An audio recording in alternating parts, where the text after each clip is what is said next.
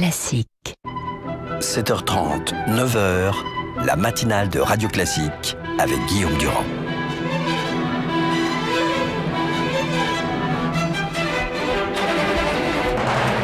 L'invité politique sur Radio Classique et LCI. Voilà, nous sommes au cœur de l'actualité sur Radio Classique et sur, bien évidemment, LCI, puisque vous savez, débat sur les frappes aériennes hier, donc, à l'Assemblée nationale, au Sénat, et maintenant débat sur l'immigration et les quotas, et Jean-Marie Le Guen. Et donc, le ministre chargé des relations avec le Parlement, il y a un conseil des ministres ce matin. Première question, les frappes aériennes, on vient de l'apprendre dans quelques semaines. Est-ce que vous êtes maintenant convaincu avec l'équipe gouvernementale que c'était une nécessité ? Oui, bien sûr, c'était une nécessité qui vient moins de la situation militaire de Daesh en Syrie. De ce point de vue, d'une part, les frappes ont eu lieu sur le territoire irakien et elles ont eu les résultats pour l'instant qu'elles pouvaient obtenir, c'est-à-dire empêcher Daesh de s'étendre en Irak. Et en même temps, si nous intervenons aujourd'hui en Syrie, c'est avec un objectif plus large, mais un objectif beaucoup plus précis, c'est évidemment la problématique antiterroriste. C'est-à-dire que nous savons que Daesh, les centres de décision sont là-bas, et donc les 6 Mirage qui sont en Jordanie, les 6 Rafale qui sont donc aux Émirats Arabes, c'est pour frapper les centres de décision qui, par exemple, auraient pris, la décision d'instrumenter le type du Thalys. C'est ça l'idée. Il y a une idée qui tourne autour de ça de façon... Ce qui veut dire que vous avez des renseignements précis avant de frapper. Il y a des renseignements qui ont été établis par les enquêtes qui ont eu lieu à la suite de tous les événements dramatiques que nous avons connus et qui montrent bien, vous l'avez vu d'ailleurs dans la presse, c'est pas une information particulière, que très souvent il y avait un lien avec mise en mouvement, conseil, indication, peut-être même plus, avec des centres d'initiation. Je crois pas qu'on peut parler de commandement, mais en tout cas des centres d'animation, excusez-moi de prendre ce terme, à défaut d'en trouver un plus précis, qui se situerait sur le territoire syrien et sur Daesh. Donc il y a, si vous voulez, pour faire simple, nos téléspectateurs comprennent, c'est peut-être moins une évolution militaro-diplomatique que un élément de la lutte antiterroriste, comme vous le disiez. Pourquoi on ne se coordonne pas avec les Américains ? Parce que visiblement, Manuel Valls a dit hier, oui, mais il y aura une sorte d'autonomie de la décision française. Or, maintenant, il y a quand même de plus en plus de voix qui disent, on y va, on attaque, et il faut se débarrasser de Daesh, y compris sur le plan... Ce ne disent pas du tout les Américains. Non, par exemple, les Américains aujourd'hui... Pourquoi on ne se coordonne pas avec eux ? D'abord, on se coordonne avec eux dans tous les domaines, le renseignement... sauf dans la décision des cibles des frappes. Et bien voilà, parce que nous avons besoin de notre autonomie, nous avons nos propres sujets plus précis que sont les Américains. Comme vous le savez, les Américains sont en Amérique. C'est-à-dire qu'ils n'ont pas exactement les mêmes préoccupations que les nôtres, qui peuvent être plus aiguës sur tel ou tel sujet. Deuxièmement, vous savez aussi que dans le jeu diplomatique qui se joue, nous n'avons pas exactement la même position que celle des Américains s'agissant de la manière dont on doit agir en Syrie. Vous vous rappelez que nous étions d'accord avec les Américains, avec les Britanniques, pour frapper le régime de Bachar el-Assad, non seulement parce que ce régime est dangereux et tue son propre peuple, non seulement parce qu'il a joué beaucoup avec Daesh et quelque part il contribue à l'entretenir, et troisièmement parce qu'il avait employé des armes de dissuasion inacceptables, et donc au dernier moment les Américains se sont retirés et nous n'avons pas pu, donc nous avons besoin d'une forme d'autonomie, ce qui ne veut pas dire absence de coopération. Question, est-ce que c'est vrai que Laurent Fabius était contre ? Non, je crois que là, franchement, il y a quand vous avez un sujet aussi complexe... J'essaie d'expliquer sa réflexion, qui n'est pas apparente, puisqu'évidemment, il ne s'est pas désolidarisé officiellement, mais lui, il dit au fond... Par ces frappes ciblées ou pas ciblées, on va affaiblir l'opposition à Bachar el-Assad, et c'est quand même Bachar el-Assad le responsable de tout. Alors, ça c'est un raisonnement, mais c'est surtout que l'approche de Laurent Fabius est une approche, et de ce point de vue, ça reste l'approche dominante, j'allais dire, de la position française. C'est une approche diplomatique et politique. C'est de dire que on vaincra Daesh quand nous aurons réussi à trouver une mise en accord de l'ensemble des forces qui sont autour de la Syrie et qui ont vocation à intervenir sur la Syrie. Donc, et là, il y a eu, si vous voulez, lui, il a une approche diplomatique, et forcément, Jean-Yves Le Drian ou Bernard Cazeneuve ont une approche qui est plus opérationnelle, immédiate sur la question du terrorisme. Donc, ce ne sont pas beaucoup de gens considèrent dans la presse ce matin que François Hollande fait ça aussi pour faire, entre guillemets, chef de guerre et essayer de représidentialiser sa situation. Vous avez vu, je l'ai amené là, c'est un petit sondage dans Viva Voice ce matin. 15% des Français considèrent que pour l'avenir, il ferait un bon président de la République. 38% pour Manuel Valls. Alors je sais bien que c'est un peu passé du coq à l'âne.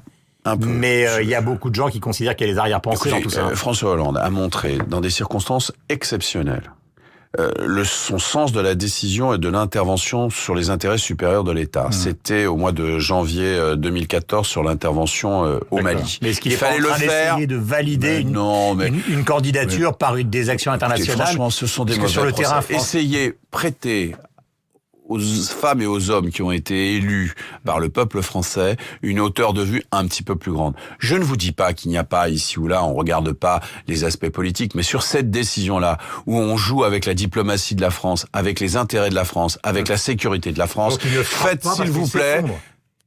Mais ça n'a rien à voir. Honnêtement, je préfère... Je dis ça avec un point d'interrogation. Eh bien, moi, je vous réponds avec un point d'exclamation. Non. Question dans ce débat finalement au Parlement, on voit bien ce qui s'est passé avec les Républicains qui tiennent, là je parle de l'immigration et de l'accueil des réfugiés, au fond une sorte de séminaire ce matin qui aboutira à un vote devant le bureau politique.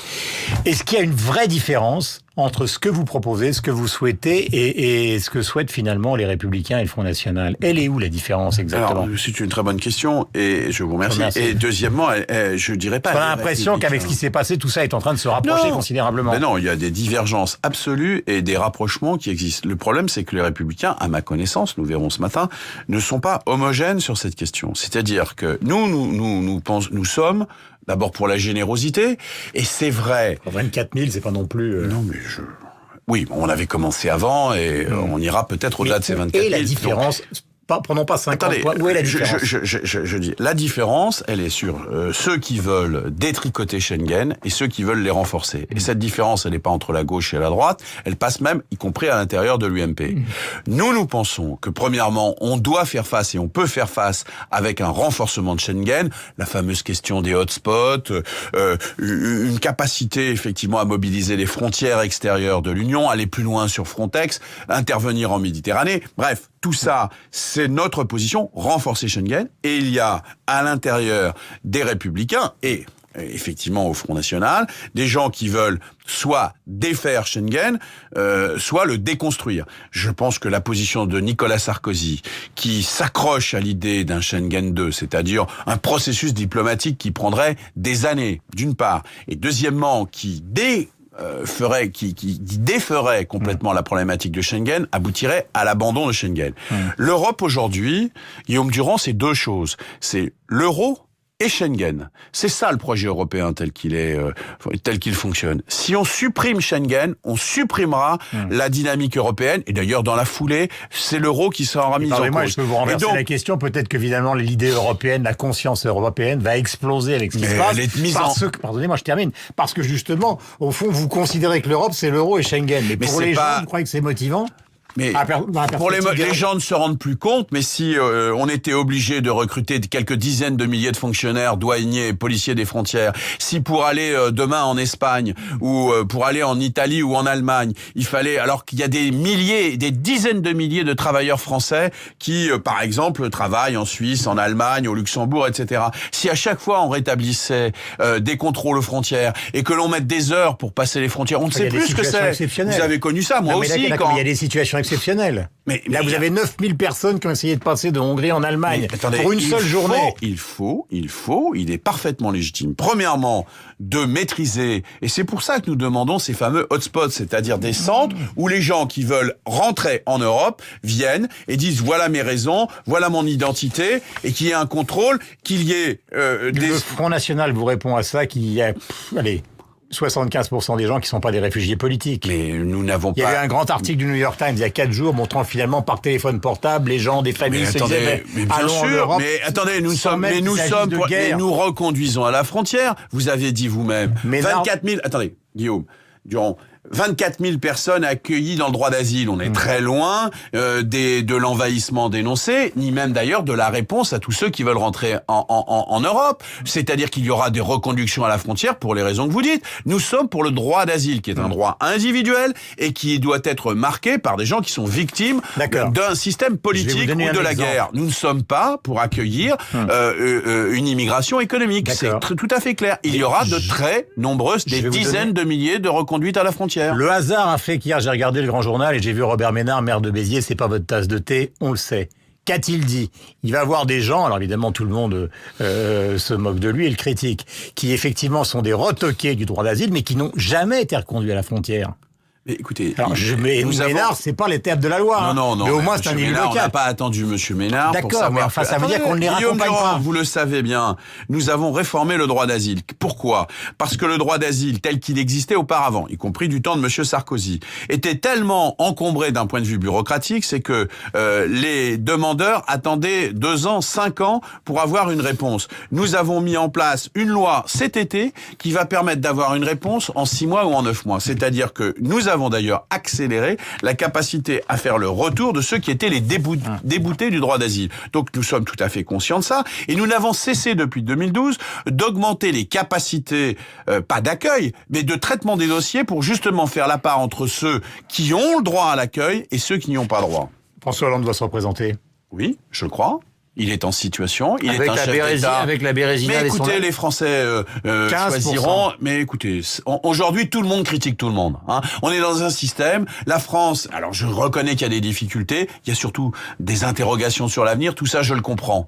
Mais aujourd'hui, tout le monde critique tout le monde. Très bien. Vous-même, moi-même, tout le monde est critiqué. C'est normal. On va un peu trop loin. Aujourd'hui, le président de la République, lui, il essuie toutes les difficultés de l'heure. On le sent responsable. S'il y a des problèmes de migration, c'est sa faute. S'il y a la guerre, s'il y a le terrorisme, c'est sa faute. Mais non, mais il n'a pas une baguette magique. Vous n'avez pas élu le Merlin l'Enchanteur. Il n'est pas arrivé pour dire qu'avec il allait simplement regarder les choses et les choses allaient se transformer. Soyons adultes. On sait qu'on est dans un monde difficile. On sait qu'on est dans un monde difficile. Et donc, il faut pas s'étonner qu'on demande des efforts, de la mobilisation, et puis les Français choisiront. S'ils croient qu'il y a des échappatoires, s'ils croient que c'est retourner aux frontières, s'ils croient que c'est en faisant une guerre civile entre les Français dits de souche et les autres, s'il faut séparer entre les chrétiens et les protestants, comme propose Madame Le Pen, ou s'il faut accueillir que des chrétiens et pas d'autres, comme le propose tel ou tel élu UMP, si on croit que c'est comme ça, à Rouen exactement, si on croit que c'est comme ça que la France va avancer, alors eh bien les Français voteront pour ça. Mais il faudra pas qu'ils s'étonnent après de connaître les désillusions à laquelle toujours l'extrême droite a conduit dans l'histoire de nos pays. Jean-Marie Le Guen est ministre des Relations avec le Parlement. Il considère que François Hollande n'est pas Merlin l'Enchanteur. Merci, bonne journée à vous. On va retrouver nos amis de LCI. Et c'est Radio Classique qui continue avec évidemment Sophie Paoli.